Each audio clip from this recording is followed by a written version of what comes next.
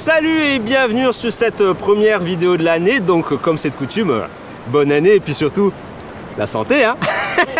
Ah, vous vous rappelez de votre pote qui vous a dit ça en 2020.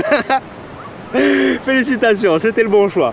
D'ailleurs, pour commémorer pour fêter ce début d'année, de manière relativement ironique, j'ai fait 2 t-shirts qui sont disponibles sur Redbubble et Etsy. Donc si vous aimez l'humour sarcastique plutôt noir, faites-vous plaisir.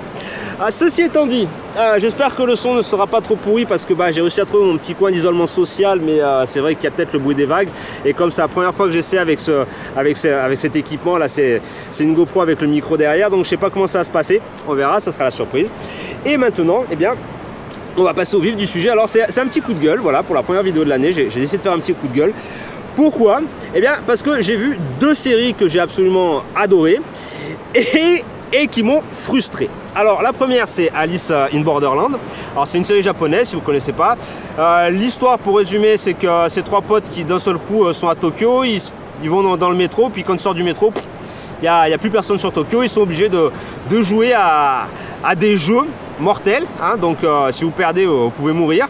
Et si vous refusez de jouer, vous mourrez aussi. Il y a une espèce de laser qui tombe du ciel et qui vous crame. Donc voilà, ils sont obligés. Et c'est vraiment sympa, j'ai vraiment beaucoup aimé parce qu'en même temps il y a le mystère de savoir un petit peu ce qui s'est passé, où ils sont, qu'est-ce qu'ils vont faire, est-ce qu'ils vont survivre, etc., etc. Il y a la tension avec les jeux, il y a des persos qui sont bien typiques des mangas, il y a... bon, je ferai peut-être une critique là-dessus parce que c'est vrai qu'en même temps, mais bon, c'est pas l'objectif de la vidéo. Il y en a des fois, ils surjouent un petit peu. Là, le mec avec le sabre, je trouvais qu'il surjoue un petit peu. Mais bon, enfin bref quoi. À part ça, la série était vraiment super quoi. Donc il y a tout ce côté psychologique, tout ce côté où le mystère avance. Et puis on arrive à la fin, et la fin nous introduit à la saison 2. Ok. Bon. Et après il y a eu Sweet Home. Alors Sweet Home, même chose. Série absolument géniale, j'ai adoré la photographie, j'ai adoré la bande son, j'ai adoré la psychologie qu'il y a derrière, l'évolution des personnages, etc. Mais il y a vraiment, il y a des monstres, il y a des côtés un petit peu sadiques où le mec, ce qui se passe en fait, voilà, pardon, c'est que les gars se transforment en monstres. D'un seul coup, du jour au lendemain, il y a des monstres qui apparaissent dans la ville, et puis il y a les humains qui essaient de survivre. Sauf que on ne sait pas qui se transforme en monstre, on ne sait pas pourquoi ils se transforment en monstre. Alors il y en a un qui commence plus ou moins à se transformer en monstre, mais alors les autres ils ont peur, ils voudraient le virer, mais en même temps il est pratique parce qu'il en voit combattre d'autres monstres. Enfin bref, c'est assez sympa, on descend un petit peu sur l'instinct survivaliste, ça se dit ça? Ouais, ça se doit se dire, de l'espèce humaine quoi. Et c'est bien abordé, et de nouveau la bande son elle est un peu rock, donc j'ai assez kiffé. Et sauf que évidemment il y a toujours ce côté mystère, qu'est-ce qui se passe, pourquoi est-ce que les mecs ils se transforment en monstres, qu'est-ce qui va se passer, et on arrive à la fin, et la fin nous introduit sur la saison 2. Évidemment, c'est-à-dire ça se termine, on n'a pas d'explication sur les 2 séries, ça se termine, on n'a absolument aucune explication.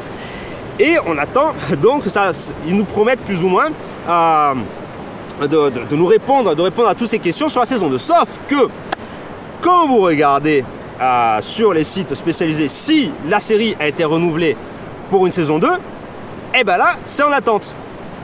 Alors là, c'est chiant, parce que les séries sont sympas, vous restez sur votre faim, vous avez envie de savoir ce qui va se passer, et vous n'êtes pas sûr que ça va arriver quoi. Autrement dit, il y a ce moment où vous dites putain, mais j'ai perdu 10 heures de ma vie à accompagner les personnages pour rien. Parce que ça se trouve ça va rester là, ça va mourir là, je ne connaîtrai jamais la fin. Alors évidemment, là je suis un petit peu dramatique parce que heureusement dans le monde il y a Fandom et Reddit, mais c'est la même chose quoi. Quand vous regardez Fandom et Reddit, je veux dire c'est bon quoi, vous niquez complètement la 2e saison parce que vous savez ce qui va se passer, vous savez comment ça va se terminer. Donc c'est vraiment un côté que je trouve chiant sur les séries actuelles, c'est-à-dire que il faut qu'ils fassent du volume. Maintenant avec les solutions streaming, il faut qu'il y ait du volume. Et par conséquent, ils prennent les droits de tout un tas de trucs. Sans ça, ils font une saison en se disant bon, on va prévoir une 2e saison pour rentabiliser la chose. Sauf que au final, ils sont pas sûrs de faire la 2e saison. C'est-à-dire qu'on est là, c'est complètement con. Je veux dire pour le spectateur, c'est super frustrant quoi. Et c'est vraiment le coup de gueule. À l'inverse, si vous prenez Marianne, que j'ai beaucoup aimé, alors il était question de peut-être faire une 2e saison ou pas. Apparemment, elle va pas sortir, mais l'avantage de Marianne, c'est que c'est un début. Et ça a une fin. C'est-à-dire que s'il y a une deuxième saison, ça sera bonus, quoi. Mais la première saison en elle-même, elle est complète. C'est une histoire complète.